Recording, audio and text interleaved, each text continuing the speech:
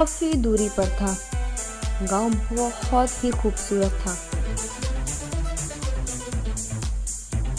मगर इस गांव में एक काली चुड़ैल आ गई।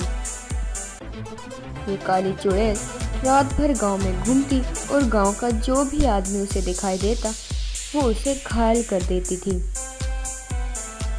जिसकी वजह से सारे गांव वाले डरे सहमे से रहते थे।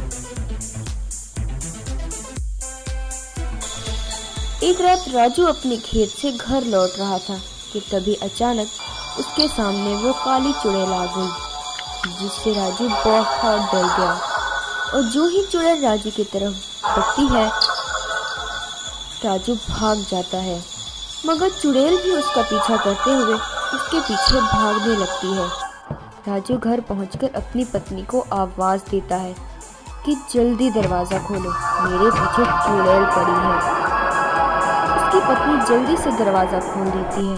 राजू जल्दी से घर के अंदर दाखिल होता है और अपनी पत्नी को चुड़ैल के बारे में सब कुछ बताता है और कहता है कि जल्दी से घर की सारी खिड़कियां और दरवाजे बंद कर दो। तभी चुड़ैल राजू के घर के बाहर पहुंच जाती है। अरे वो आदमी कहाँ गायब हो गया? मैं भी देखती हूँ, आखिर कब तक बचेगा? मैं अपने शिकार को इतनी आसानी से नहीं छोड़ती। हो हो। इतना कहकर चुड़ैल वहां से चली जाती है। अरे बाप रे, ये तो बहुत ही डरावनी चुड़ैल है। हाय भगवान, ये हमारे पीछे क्यों पड़ गई है? वहीं दूसरी तरफ राजू और उसकी पत्नी दोनों अपने घर की खिड़की से छुपकर ये सब देख रहे होते हैं। अगले ही दिन ये बात आग की तरह पूरे गांव में फैल जाती है और धीरे धीरे लोग उस काली चुड़ैल के डर के मारे शाम होते ही अपने घरों से बाहर निकलना बंद कर देते हैं। अरे भाई, मैंने इस चुड़ैल के डर के मारे रात को अपने खेतों को पानी देना बंद कर दिया है। अगर मेरी फसल सूख गई तो मैं तो कहीं का नहीं रहूंगा।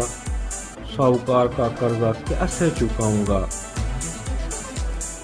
अरे भाई, सारे गांव वालों का यही हाल है। पता नहीं ये चुड़ैल कहां से आ गई है।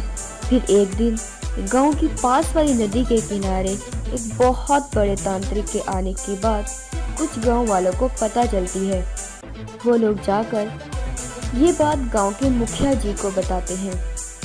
फिर मुखिया जी इन गांव वालों को साथ लेकर उस तांत्रिक बाबा के पास पहुंच जाते हैं। इस तरह मुखिया जी सारी बात उस तांत्रिक को बताते हैं और तांत्रिक बोलता है, क्या बात है? तुम सब लोग यहाँ क्यों आए हो? मेरी तपस्या में क्यों मुदाखलत कर रहे हो? चलो जाओ यहाँ से, मुझे अकेला छोड़ दो। तांत्रिक बाबा, हम एक चुड़ैल की वजह से सख्त मुसीबत में हैं। कृपया करके हमारी मदद करें। अच्छा, तो ये बात है। तुम यहाँ ठहरो, मैं अभी पता लगाता हूँ। तांत्रिक फिर अपनी आंखें बंद करके कुछ पढ़ना शुरू कर देता है। कुछ देर के बाद अपनी आंखें खोलकर बड़ी डरावनी आवाज में बोलता है, मैंने देख लिया है, मैंने देख लिया है। मैंने देखा है तुम्हारे पूर्वजों ने बहुत पाप किए थे, जिसकी वजह से ये गांव अब शराबत हो चुका है। इसी की वजह से तुम्हारे गांव में ये चुड़ैल आई है। ये चुड़ैल बहुत खतरनाक है, ये किसी को नहीं छोड़ेगी, तुम सबको मार देगी। हो हो। बाबा जी, इसका कोई तो उपाय होगा। मेहरबानी फरमाकर हमारी मदद करें और इस चुड़ैल से हमें बचाएं। ठीक है, इसका सिर्फ एक ही उपाय है। सभी गांव वालों को बारी बारी हर दिन अपनी आधी फसल उस पहाड़ी पर बनी काली गुफा में छोड़कर आनी होगी।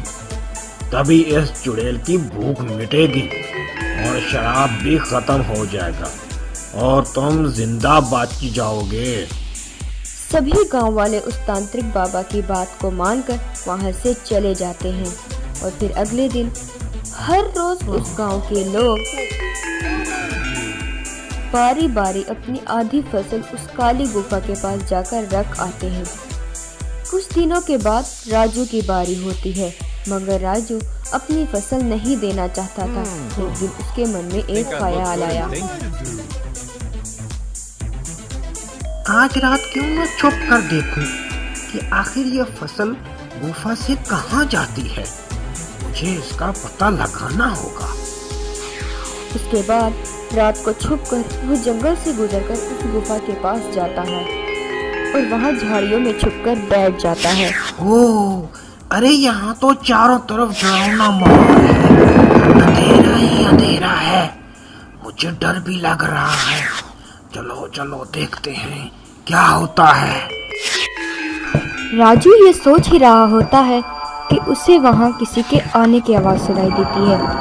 राजू देखता है कि वहाँ चुड़ैल आती है और अपने चेहरे से नकली चुड़ैल का नकाब उतार देती है। राजू ये देखकर बहुत हैरान रह जाता है। तभी चुड़ैल बोलती है, भैया बाहर आना। तभी अंदर से नदी के किनारे वाला तांत्रिक बाहर आता है। राजू उसे देखकर हैरान रह जाता है। इसे मिलाकर हमारे पास ढेर सारा अनाज जमा हो गया है। कल ही हम इसे शहर में बेच आएंगे और बहुत ज्यादा माला माल हो जाएंगे। हाँ, अब तो हम दोनों की जिंदगी मजे में कटेगी। हाँ, तुम्हारी तरकीब काम आ गई। गांव वालों को बेवकूफ बनाना इतना भी मुश्किल नहीं था। हा हा हा हा, बहना, लोग तो तुम्हें सच में ही असली चुड़ैल समझते हैं। हा हा हा हा हा। हाँ, तुमने सही कहा। अब ये गांव वाले चुड़ैल के डर से सारी जिंदगी इस काली गुफा में अनाज पहुंचाते रहेंगे। हा हा हा हा हा। अच्छा तो ये बात है। ये दोनों मिलकर सारे गांव वालों को बेवकूफ बनाकर लूट रहे हैं। अच्छा, अब मुझे पता चला। मैं अभी जाकर सबको बताता हूँ। राजू उनकी सारी बात सुन लेता है और जल्दी से गांव में आता है और गांव वालों को इकट्ठा करके उन्हें सारी बात बता देता है। उधर दूसरी तरफ नकली तांत्रिक और नकली चुड़ैल बनी औरत एक बड़ी गाड़ी में सारा अनाज लादकर वहां से निकलने की तैयारी कर रहे होते हैं। तभी वो देखते हैं कि सामने से सभी गांव वाले अपने अपने हाथों में निशान लेकर आ रहे हैं। रुक जाओ, अब तुम्हारा भांडा पूरी तरह फूट चुका है। अपने पकड़े जाने पर दोनों बुरी तरह डर जाते हैं। तुमने क्या सोचा? तुम इतनी आसानी से यहाँ से निकल जाओगे? यहाँ अनाज हमने मेहनत करके अपने खून पसीने से उगाया है। गांव वाले मिलकर उनकी खूब फेंटे लगाते हैं। इसके बाद वो मुखिया जी के पैरों में गिरकर माफी मांगते हैं कि वो आइंदा कभी ऐसा काम नहीं करेंगे। मुखिया जी, मेहरबानी करके हमें माफ कर दे। हम एक नंबर के काम चोर हैं। बिना मेहनत किए पैसे कमाना चाहते थे। हमें माफ कर दे मुखिया जी। अब हमें सबक मिल गया है। अब हम मेहनत मजदूरी करके पैसे कमाएंगे। हमें छोड़ दें। मुखिया जी भी उन्हें माफ कर देते हैं और दोनों गांव छोड़कर भाग जाते हैं।